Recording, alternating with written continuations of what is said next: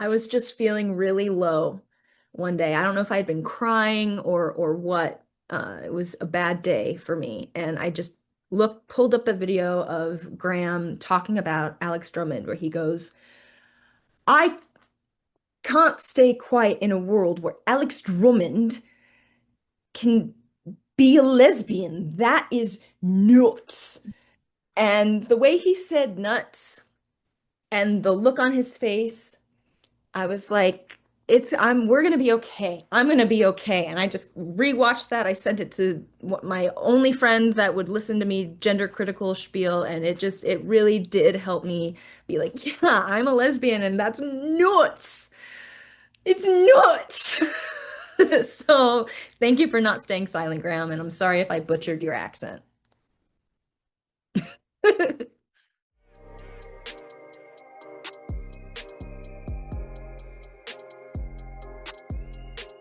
Welcome to LGB Alliance USA's news roundup for the weeks ending in September 8th, 2025.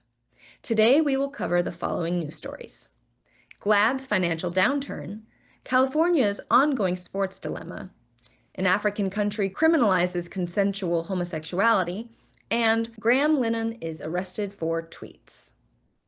First, to Joss. Thanks, Sylvia.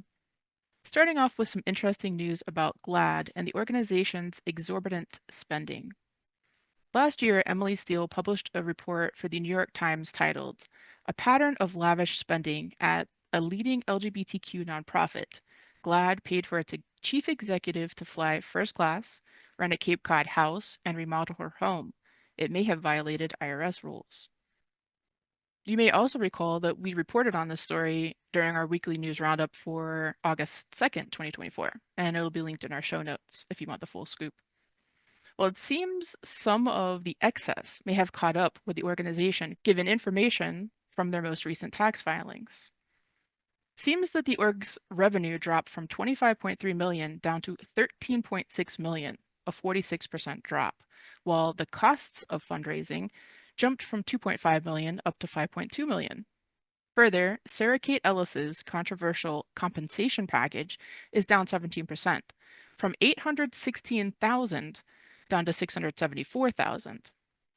The org's net assets also dropped from 49 million down to 42.7 million, a 12% drop. Well, I haven't done a deep dive into these numbers yet.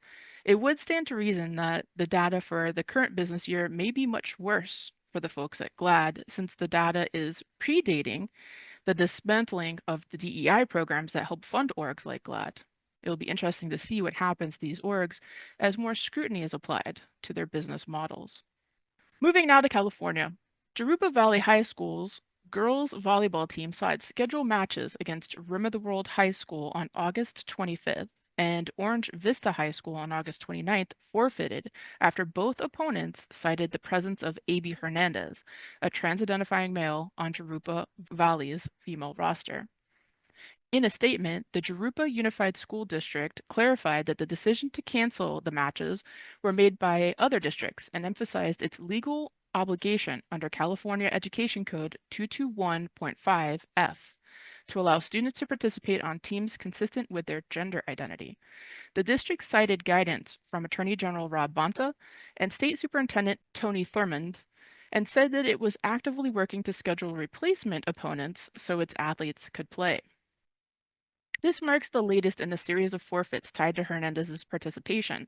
Earlier in August, Riverside Poly High School announced it would not play the Jaguars, with some Riverside Poly parents and a school board member telling media the decision was a response to trans-identifying athletes. The controversy echoes the spring track season, when Hernandez won state titles in long jump and triple jump, prompting protests from athletes and families wearing Save Girls Sports shirts. In July, the U.S. Department of Justice filed suit against the California Department of Education and the California Interscholastic Federation over policies permitting trans-identifying male athletes to participate in girls' sports. Meanwhile, three female athletes from Santa Rosa Junior College, a public community college in Sonoma County, California, have filed a Title IX complaint with the help of ICONS, the Independent Council on Women's Sports. Students Madison Shaw, Gracie Shaw, and Brielle Galley claimed they were forced to compete with Gomez, a male athlete, who allegedly concussed a teammate in 2024 and spanked a ball into Gracie's face in August of 2025. The female athletes are concerned about their physical safety, as well as the 3C2A policy regarding trans-identifying athlete participation, which allows males to access women's teams and locker rooms after 1 year of testosterone suppression, with no set limit, no independent testing, and permitting athletes who merely identified as female before enrolling to compete without disclosing their biological sex. The three female students allege that they were benched for speaking out and had their playtime slashed. The women argue this all undermines their Title IX protections, which have empowered female athletes for the last 50 years. All the athletes seek is an equal playing field. It will be interesting to see how California handles the dichotomy between their state policies around trans-identifying athletes, many of which were only just adopted in 2020, and the national mandates that have been in practice for decades. And now to you, Sylvia. Thank you, Joss. Moving to news from Africa. Burkina Faso's junta-controlled transitional parliament has unanimously approved a law criminalizing homosexuality, imposing prison terms of 2 to 5 years and financial penalties. The legislation, adopted by all 71 unelected members, marks the first time same-sex relations has been outlawed in the country since the military seize of power in 2022. Under its provisions, foreign nationals found engaging in, quote, homosexual or similar practices, unquote, will face deportation following judicial proceedings. Justice Minister Bayala announced the measure on national broadcaster RTB, describing the statutes as part of a broader overhaul of family and citizenship codes. Officials plan to roll out an awareness campaign to popularize the law among the public. Burkina Faso joins a growing list of African states tightening anti-homosexual regulations. Neighboring Mali, also led by a military junta, enacted similar prohibitions in November 2024, while Ghana and Uganda have recently strengthened their own bans. Uganda's legislation even classifying quote-unquote aggravated homosexuality as a capital offense and issuing life sentences for consensual same-sex acts. In the UK, there is a law called Online Safety Act, whose purpose is to protect youth and adults from harmful material online. Think self-harm, abuse, terrorism, fraud, etc. The law targets both private companies and individuals for their online activity. In the law, a quote, trusted flagger, quote, is a government-recognized NGO or private organization that identifies online posts/activity regarded as illegal content. If the company responsible for the deemed illegal content does not remove said content, there will be legal ramifications, often in the form of crippling fines. The law can go a step further and target individuals and even imprison them for content they've posted online. Last Monday, the comedy writer of Father Ted and outspoken TERF ally Graham Linehan was arrested at the Heathrow Airport by 5 police officers. His offense? 3 tweets that were deemed hate speech. You might be thinking, that's crazy, but how could it ever impact me? Well, the U.S. House Judiciary Committee had a hearing entitled Europe's Threat to American Free Speech and Innovation. It was there that the UK Reform Party leader, Nigel Farage, emphasized, he's not even a British citizen, referring to Graham. He's an Irish citizen. This could happen to any American man or woman that goes to Heathrow that has said things online that the British government and the British police don't like. He goes on to say, quote, I've come here to say to you, don't allow piece by piece this to happen here in America. And you will be doing us and yourselves and all freedom-loving people a favor if your politicians and your businesses say to the British government, you've got this wrong. So, Joss, what do you make of Graham's arrest? He was since released. He did have to go to court, and you can see him wearing a panel.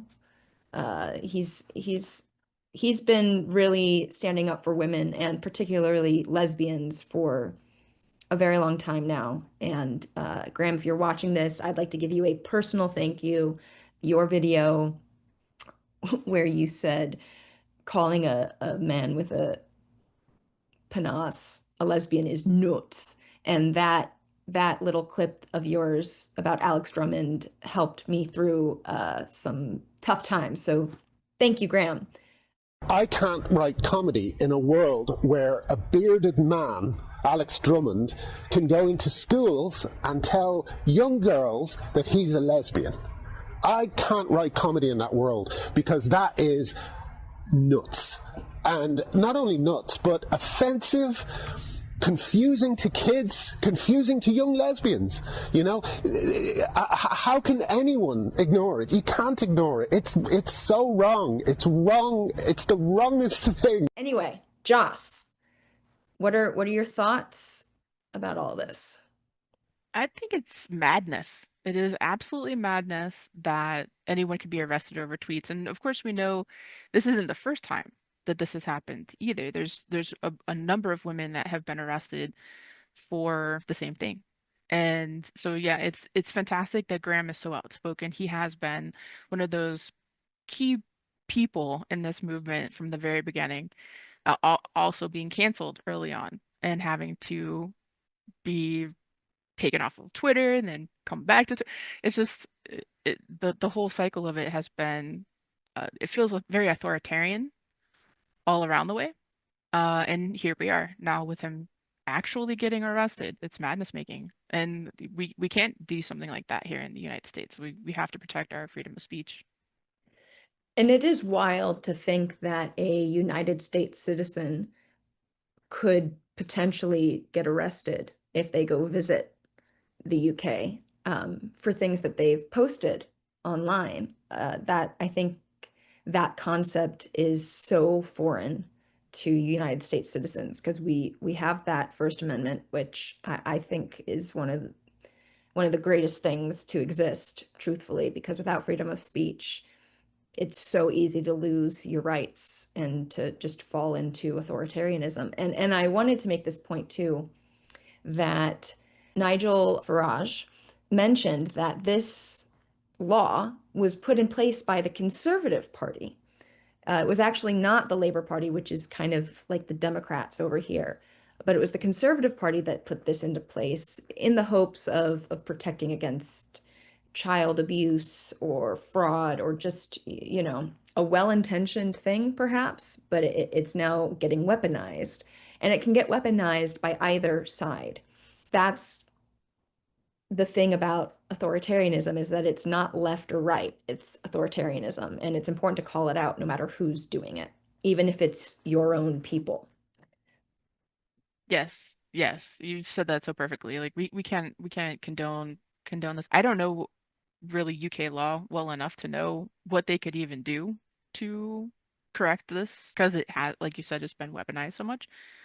I don't know what they can do. I assume that they have also free speech laws in the UK. So it's been perplexing to me that they would like so many different people would be arrested for what they have said online or what they have allegedly said online because some of this is how could you even prove without a shadow of a doubt that somebody tweeted exactly this thing that they said that they tweeted. We also know in Canada, Amy Ham had her whole career turned upside down from tweets and her participation with an on a billboard that was pro J.K. Rowling. So it's just the uh, authoritarianism that's coming from multiple governments around the globe, especially around gender issues and trans issues, is madness. Yeah. And I think it's important to note that Nigel also mentioned that the Labor Party apparently is planning to introduce another tier to this law that would target Islamophobia. And I looked a little bit into it, his claims stating that it would basically ban criticism or mocking of religions, which is basically, in my opinion, a blasphemy law.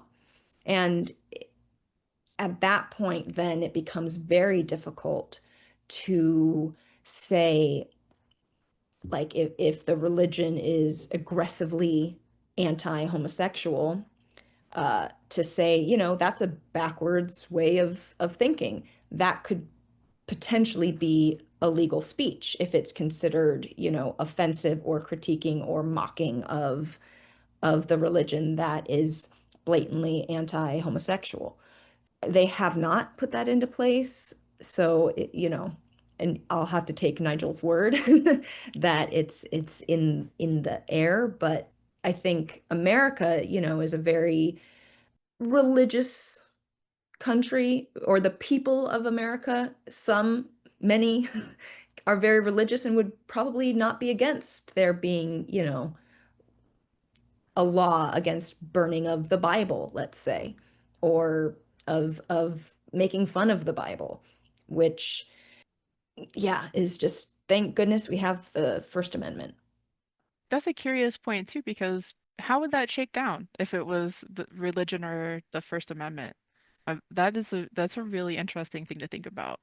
How would Americans side? Yeah, so the blasphemy side of it, that is not enacted, but it has the potential to be enacted, or I think according to what Nigel said, it's in the works. It's supposed to be on our radar. And, I would say, well, that's never going to happen. But I've said that a few too many times in the past, and I've learned my lesson. So thanks to Graham for standing up, pushing back, and and thank fighting. and thanks to Graham for also always recognizing the women and the lesbians that got punched first, so to speak. He has a reputation, he has his legacy of Father Ted, so he has some levels of protection. He also has had everything stripped of him. So, the higher you are, the farther you fall, so to speak. But there are many, many women who are not recognized by name that have faced consequences. And he, I think, always does a good job of recognizing that, and that you don't get that often with a male ally. So. Yes, indeed. Yeah, big props to Graham. And so what is the status of the case? He's just released at this point? Yes, and he has mentioned that that might be the last time he goes to Britain. And he just, might just stick with America because, we're not going to do that here. So, Graham, if you're ever in the States, please, I'd love to meet you, shake your hand, and go to a pub, bar, tea, whatever. I'm down.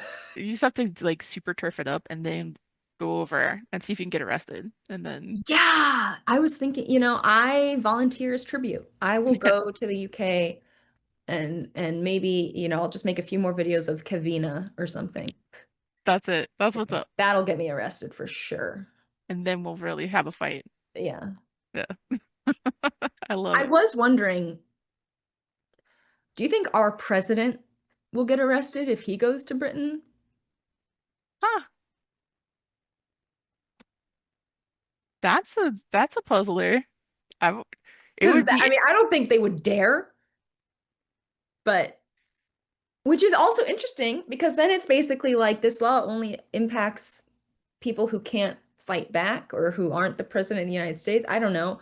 But that would be interesting too. Like, what would happen if our president went to Britain? Has he gone to Britain recently? I I don't know probably about not. recently. I have not paid attention. So If this topic is of interest for you, free speech absolutism, or not, you can join our LGB discussions this month on the 19th, where we will be discussing free speech and everything that comes with it.